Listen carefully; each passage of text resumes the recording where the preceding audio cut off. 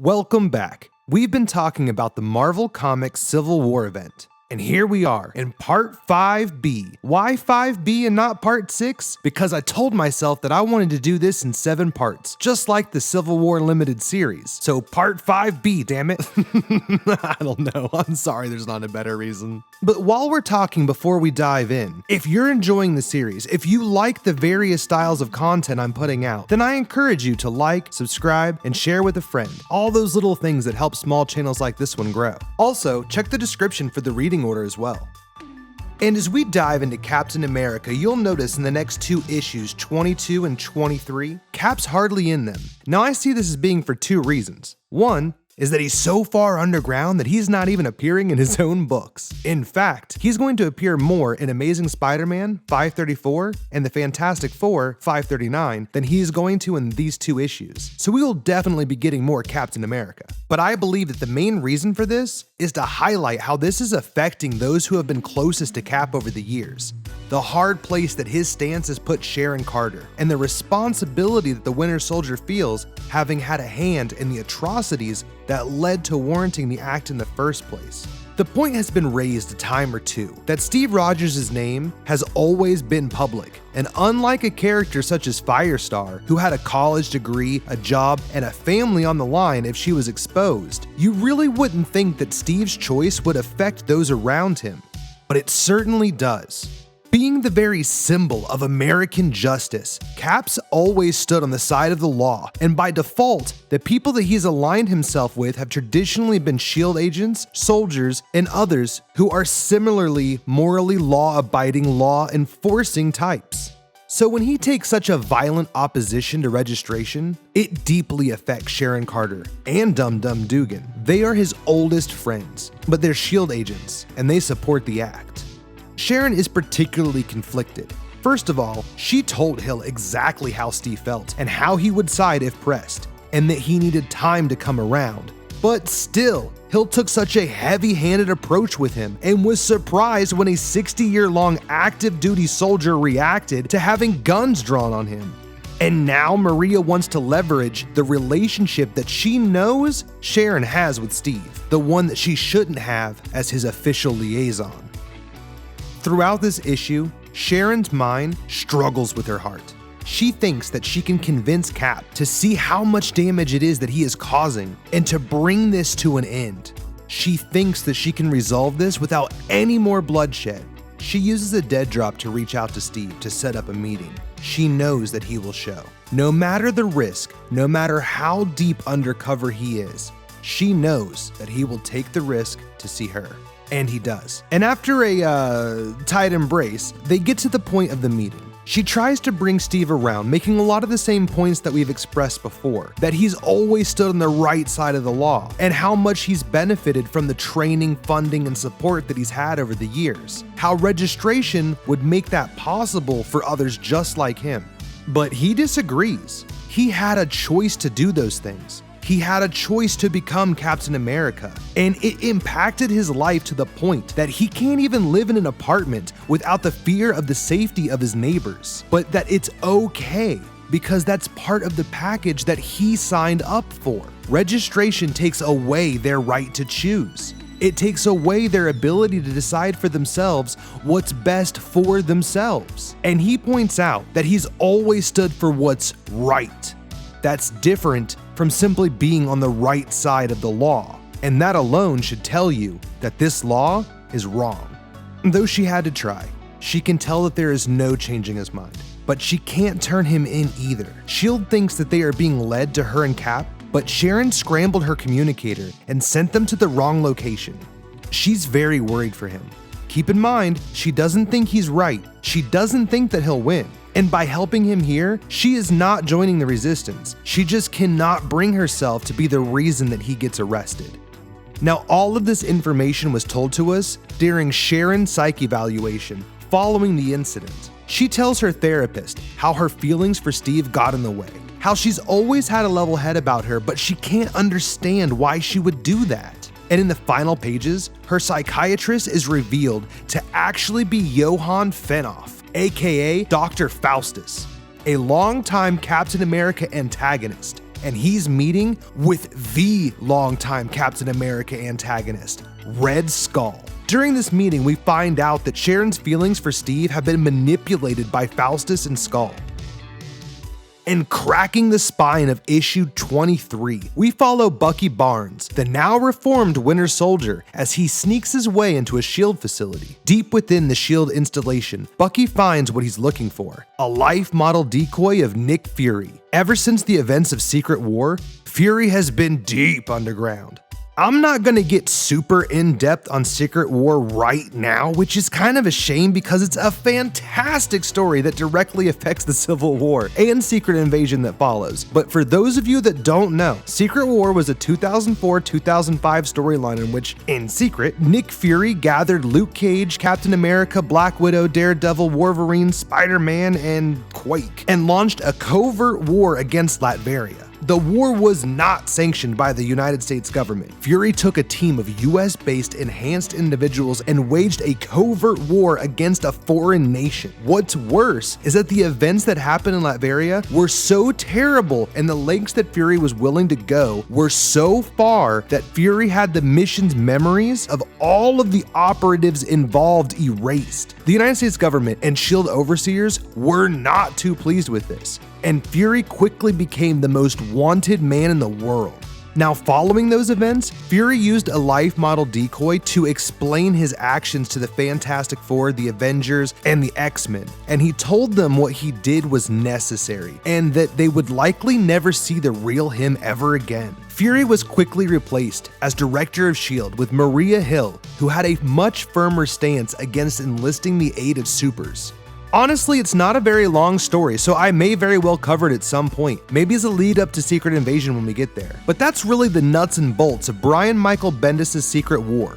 But it seems that S.H.I.E.L.D. continued to use a life model decoy of Fury, possibly to keep up appearances. But the real Fury has been helping Bucky, and that's what all this is about. The real Fury walks him through connecting the life model decoy to a terminal so that he can connect to it. Basically, Fury wants to backdoor to the decoy so that his man on the inside of S.H.I.E.L.D. is still himself. This way, he can remotely control the decoy to carry out small actions that will go unnoticed by S.H.I.E.L.D.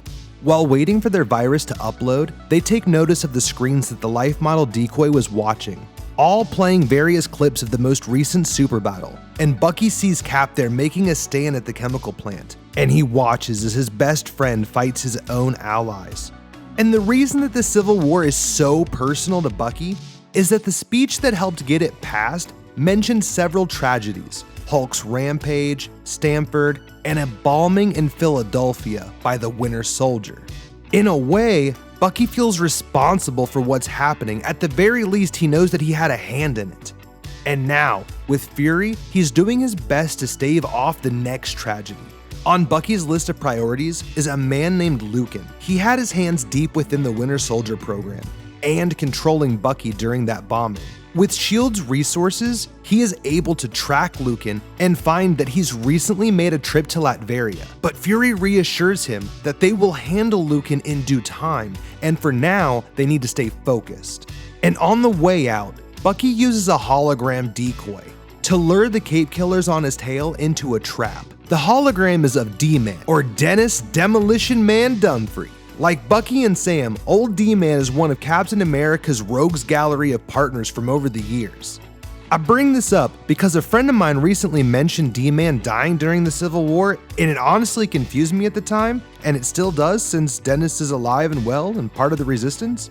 Perhaps they were thinking of this moment here and confused it with D-Man's eventual death in 2011, but that's much later. If you want to know more about the return of Bucky Barnes, Alexander Lucan, and how Cap used the Cosmic Cube to return Bucky's memories, check out Hausman's video on the Winter Soldier trade paperback. He does a fantastic job laying it out from its early seeds all the way up through the Philadelphia bombing that's mentioned here. And the last bit in this book shows us a little bit of that meeting that Lucan had in Latveria. And it seems like Lucan possesses the mind of the Red Skull, or rather, the Red Skull has possessed the mind of Alexander Lucan and is able to switch between them. And while he's acting as the Skull, he puts on this mask. And during the meeting, it seems that Skull has provided the recently returned from hell Von Doom with a valuable insight. As payment, Doom gives Skull some kind of single-use device that the Red Skull has sinister plans for.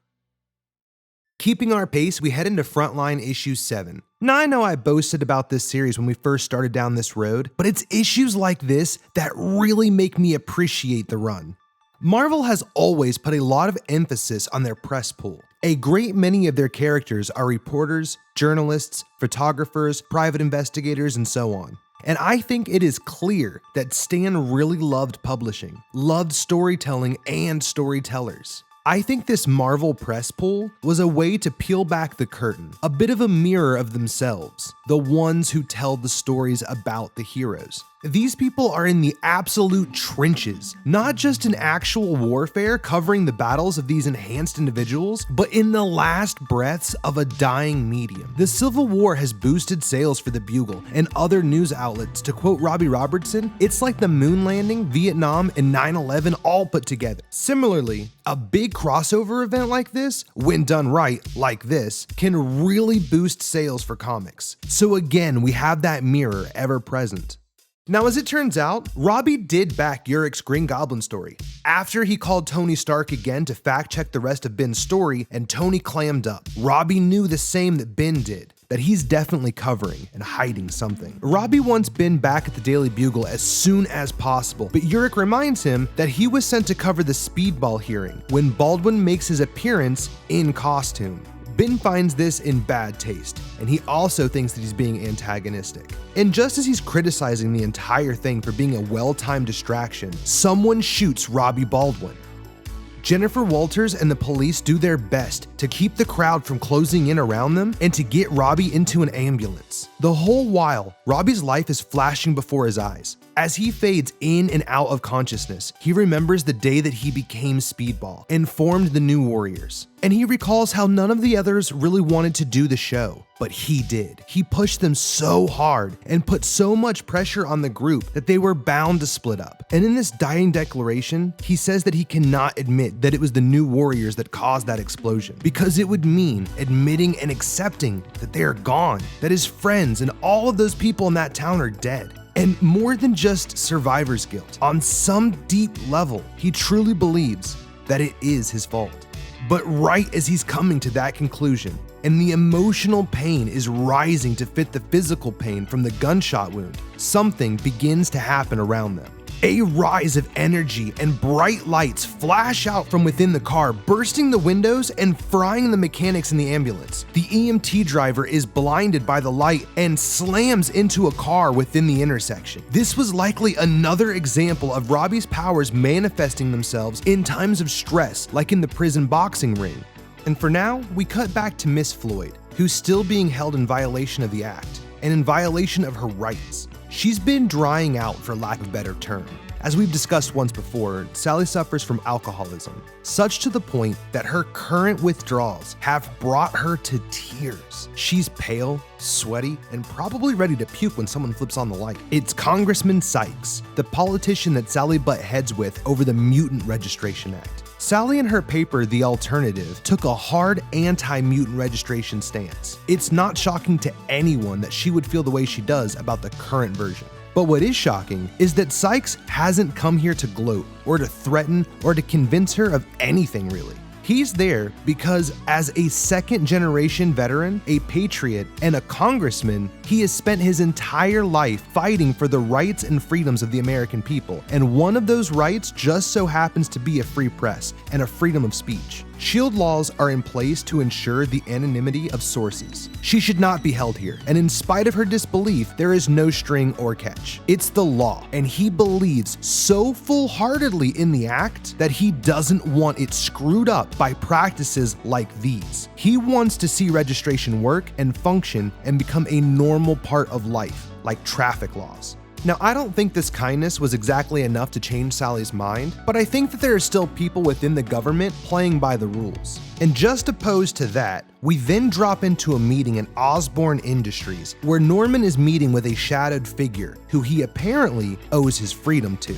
Normally, I'd make some big to-do about waiting to reveal who this is in the shadows, but that's not necessary, is it? Because you and I both know that that is Tony Stark meeting with Norman Osborn after all of this. And the reason for the meeting is to give Osborn a serum that would allow Tony to essentially activate and deactivate the nanites that S.H.I.E.L.D. put into Norman to control him. Alternatively, it gives Tony the chance to call in favors that he expects Norman to carry out in gratitude for his freedom. What kind of favors? Well, let's dive back into the Sleeper Cell feature to find out. So as we go back to Sleeper Cell Part 3, we need to talk about Simon Williams. I have a 2 cents video on Wonder Man that dives a little bit deeper, but essentially, he wields ionic energy, thanks to Zemo and the Masters of Evil. Simon has a long history and started off as a villain, and much before the Thunderbolts, Simon turned himself around and was accepted by the Avengers as a peer.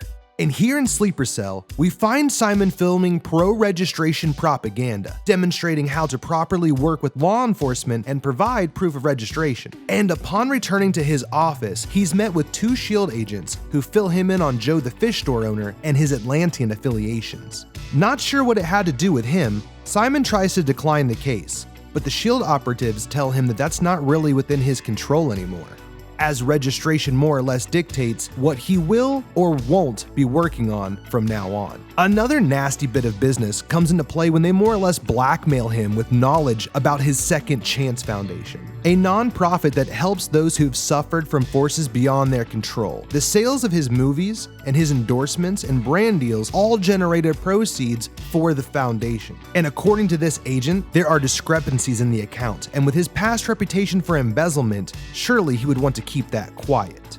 Left without a choice, Williams agrees to follow their lead and take the case. Part 4 of the feature sees Wonder Man stealthily following Joe to a warehouse. He has trouble maintaining that stealth when he tries to contact S.H.I.E.L.D. with their comm device that they gave him, which is super loud. After they nearly get him caught, they tell him to come back after gaining the location. But Simon Williams is no one's recon boy. He insists on getting eyes on the operation, and it's a much larger scale than he thought. He immediately requests backup. S.H.I.E.L.D. tells him that they are going to be a while and to lay low. And before help arrives, they are blown to hell and back by the Green Goblin.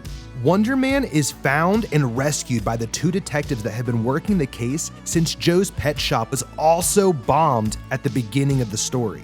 With the meeting at Osborn Industries, one might be asking yourself, why would one of Tony's favors be fanning the flames of a war with Atlantis? To be continued.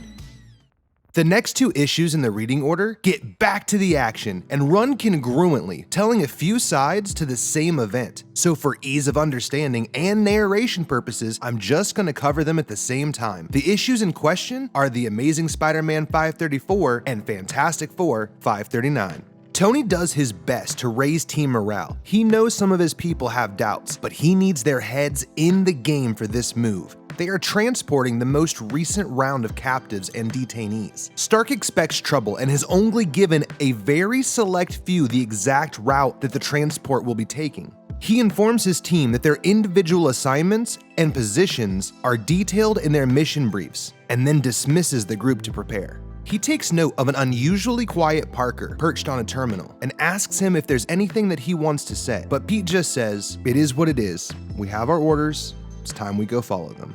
In an undisclosed underground location, Cap and key secret Avengers meet to discuss their plan to intercept the transport. When as luck would have it, 3 members of the Yancy Street gang wander into view, bearing the exact route to be taken on a detailed map. As they point out, they might not have powers, but this is their country too, and they want to do whatever they can to help Cap's cause. Now, this is very out of nowhere and unexpected, so the secret Avengers send the intel off to be verified, and just kind of thank the gang and then go off to find a more secure meeting spot. Now, if you're anything like me, you're probably wondering what the heck happened after that one-off mention of the Puppet Master and the Thinker. right? Well, wonder no more, because this is exactly what they've been working on. A detailed layout of the route and a machine to enhance the abilities of Puppet Master to control, or in the very least, highly influence a number of people at once. And it's also alluded to that they are the ones that leaked the exact route to C and the other Yancy Streeters to ensure that they will be precisely where they need to be.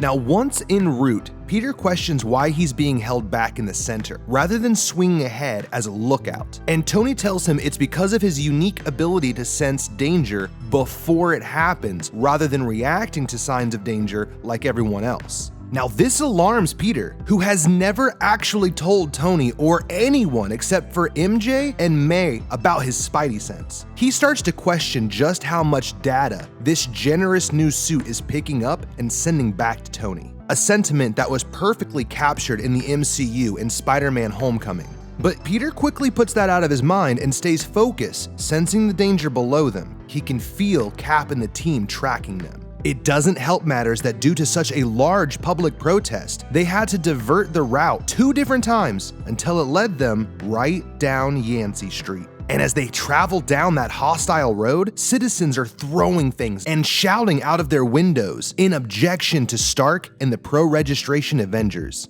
Now, about this time, Ben Grimm, who was otherwise trying to keep out of everything since Bill Foster died, was at a diner and heard about the transport and the protest on Yancy Street. That's his block. Ben knew that there was gonna be trouble and headed there as soon as he could. With everything in position, the Puppet Master begins his work.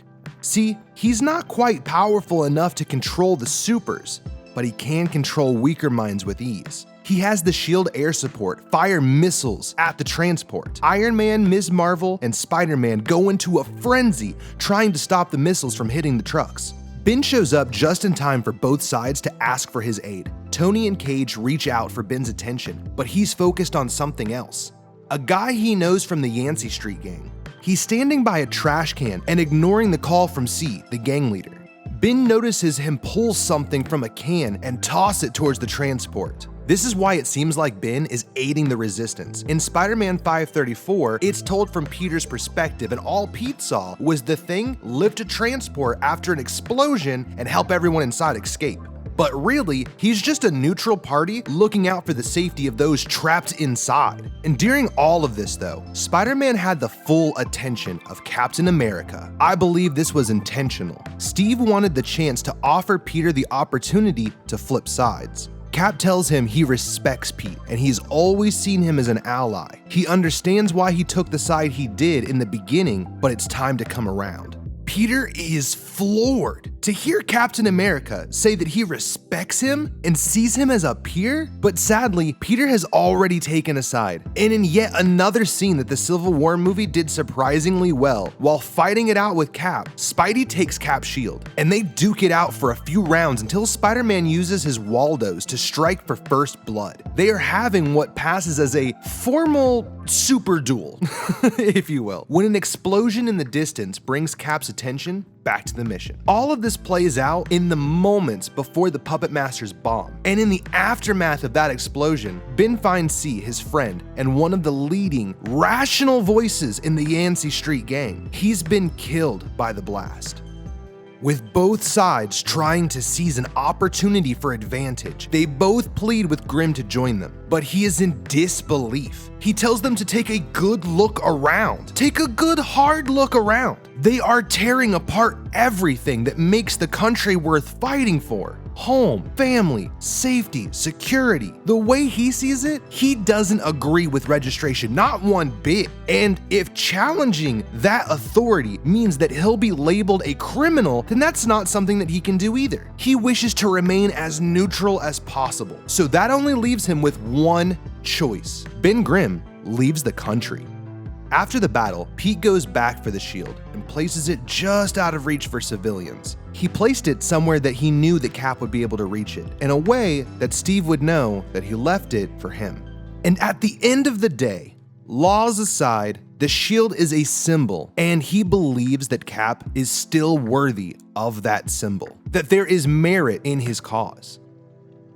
Cracking the spine and getting right to the point of Black Panther issue 22, the newlyweds have been making their series of diplomatic meetings around the world during their honeymoon world tour. And at the close of it, they plan on meeting with the President of the United States. And on their way into the Oval Office, however, they try to sneak in a registration form for Storm to sign. It's so low and scummy, but not the slightest bit surprising. Aurora is furious. She is a queen and a leader of a sovereign nation. She shouldn't be forced to sign anything. She has the same diplomatic immunities as T'Challa. Panther looks into a security camera and addresses Tony directly. He knows he's watching, telling him how disrespectful it was to try and trick Aurora and to do it with some no-name flunky and not even doing it himself. They leave the White House, and on their way out, T'Challa takes notice of a child on her father's shoulders. And the father's being shoved in the crowd. As the girl falls, the Black Panther leaps over the fence to save her and return her to her father. But the stupid, trigger-happy SHIELD agents think he's making some sort of an attack and immediately overreacts. They start to aggressively shove the crowd as if they had anything to do with it at all and nearly start a riot, but Storm lets loose a big bolt of lightning to separate everyone. But that was all they needed.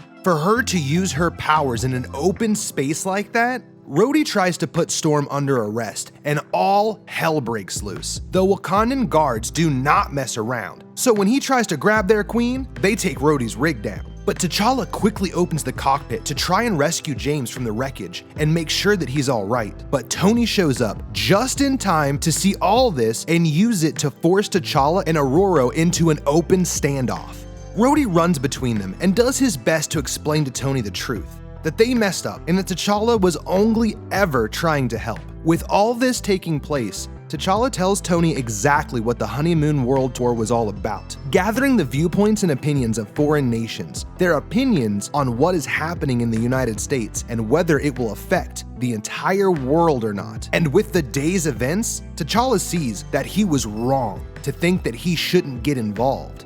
Seeing how blind Tony is to the destruction around him, T'Challa declares that he will not leave the US until this is resolved. That he may not know all the details currently, but that he will get briefed and act accordingly. This block had a lot of backstory and prehistory that needed to be explained. I hope I'm doing the complexity of this series justice. I always appreciate your input and perspective in the comments. Until next time.